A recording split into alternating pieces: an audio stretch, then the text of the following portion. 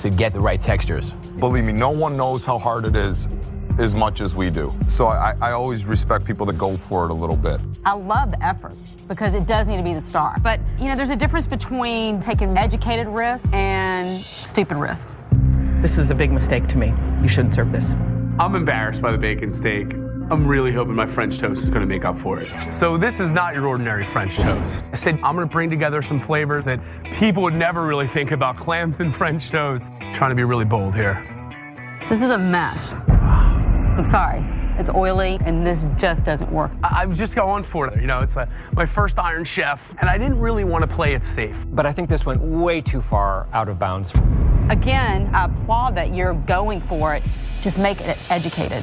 I know they know I can cook, but I really wanted to show them how creative I can be. Thanks, Tom. Thanks, Tom. I appreciate it. Coming up. I felt it was a weak attempt. This is my point of view. I can't believe this. You stumbled. Yeah. You're just not bringing it.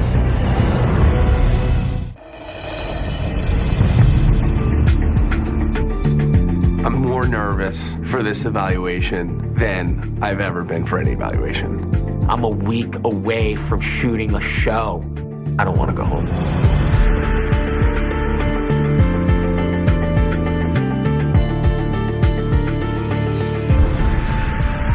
Welcome to New York Final Four. Thank you. This week we gave you an Iron Chef challenge, the ultimate test for the Final Four.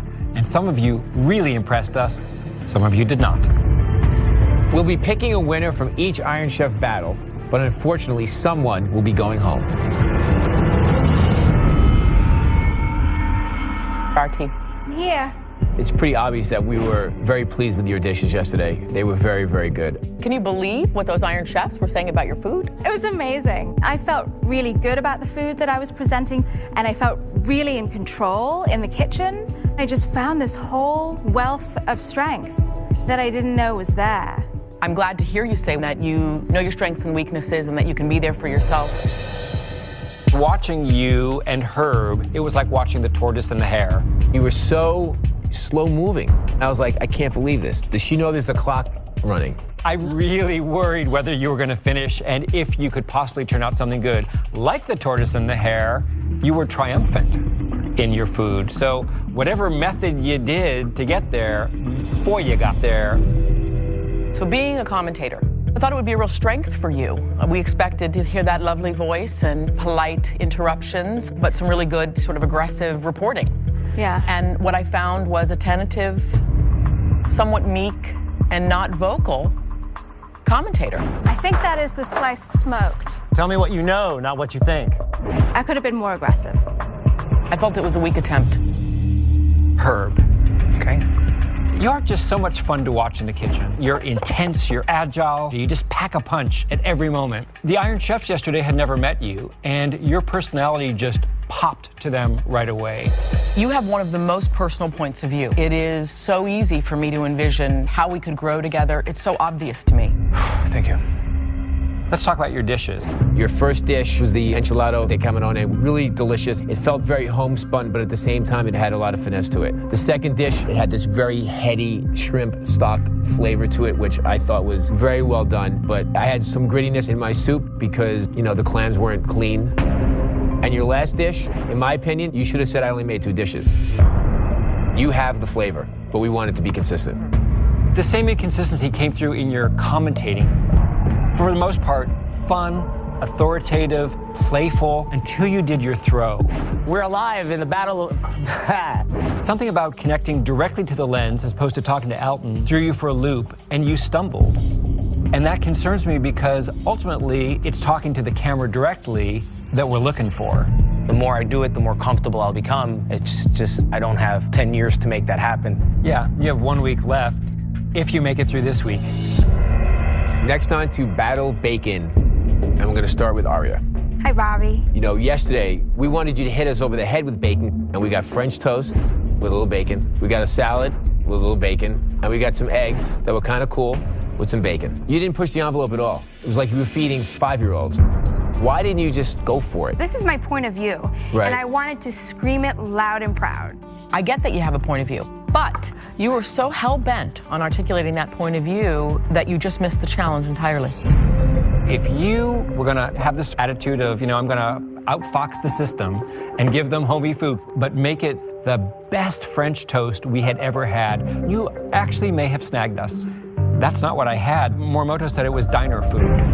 I think that you have what it takes to do this, but you're just not bringing it. We need you to kick ass here. When you were doing commentary, what I was getting was enthusiasm, but not an expert star teacher. It's a poop shoot. You lacked a seriousness to the assignment. Aria, I think of these finalists, since week 1, you've had the most natural affinity to the camera, like you were born to talk to the lens. This week, though, was about culinary authority. That's what I didn't see from you, either in the commentating or in the level of food that you served to us. Tom. Yes. I think you have surprised me the most, in good ways and bad ways. Watching your commentary, you were terrific at it. You really knew what you were talking about. Paprika is typically Spanish. It's a dried ground pepper. You were confident, authoritative. Even when you didn't know the answer to something, you didn't let it throw you. I was really amazed. You've got a really lovable personality. You're very passionate about food, and I feel like that will translate to something on the plate that not only viewers want to watch, but that we can build businesses off of. Cool. Let's talk about the other surprise, which was your food. You took 3 big swings, and I think you missed every time. I think the bacon cake was the closest success that you had. The bacon steak was, when Susie was trying to cut hers, it seriously sounded like she was trying to cut a boot or something. I really just needed to go with something that was just going to make bacon the main focus of, every dish. I just feel like I had to stretch and I just had to go for it. I love the spirit in which you undertook this challenge. You were so inspired by the idea of Iron Chef that you just went for it in a big way. But the bacon steak was, I think, the single worst dish I've had in the history of Food Network Star. Wow. Oh, man. I applaud the huge risks, but the risks have to pay off.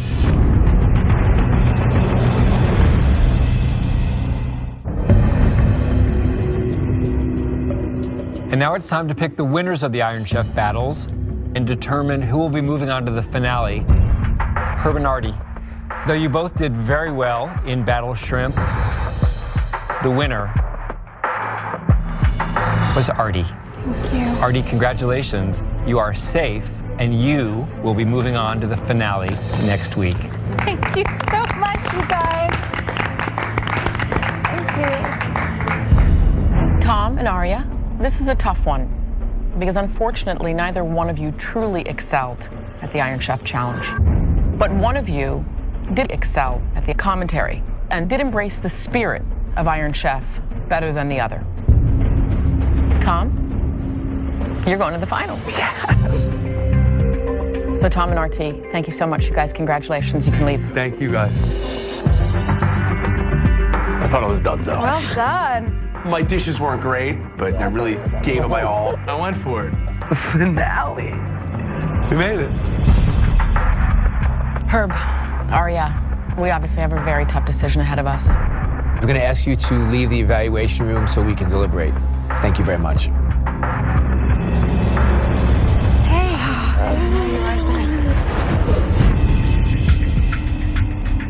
Obviously, Herb did better than Aria at Iron Chef. But who's going to get into the finals? Who's going to do a pilot for us? Should we start with Aria? I'm disappointed with Aria lately. I don't think that she's evolved. I don't think her food's evolved either. She made the simplest of foods, and she didn't make them expertly. Right. She does still have a trump card, though, which is a natural radiance and ease in front of the camera. And that's something that you can't really teach people. The vivaciousness that she has is unmatched. I just don't know if it's enough. Herb? He's very unpredictable. He can go from making a really great, tasty dish to something that is a complete miss. I just wish it was more consistent. Herb seems to have so many of the elements we're looking for, though. An authentic point of view, confidence, energy, passion, drive. He just is rough. Can he be a polished TV host? I don't know. So are we ready to call them back in and deliver the news? Let's do it. Game time.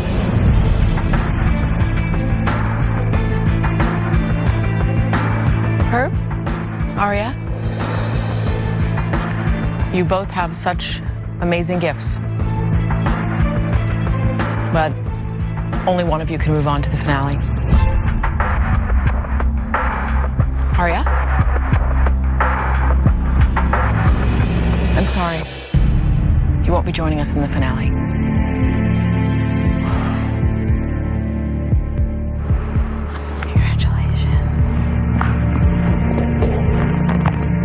Herb, congratulations. You have one more shot to become the next Food Network star. Thank you. I won't let you down. Sorry, Arya. I'm sorry. Thank you very much.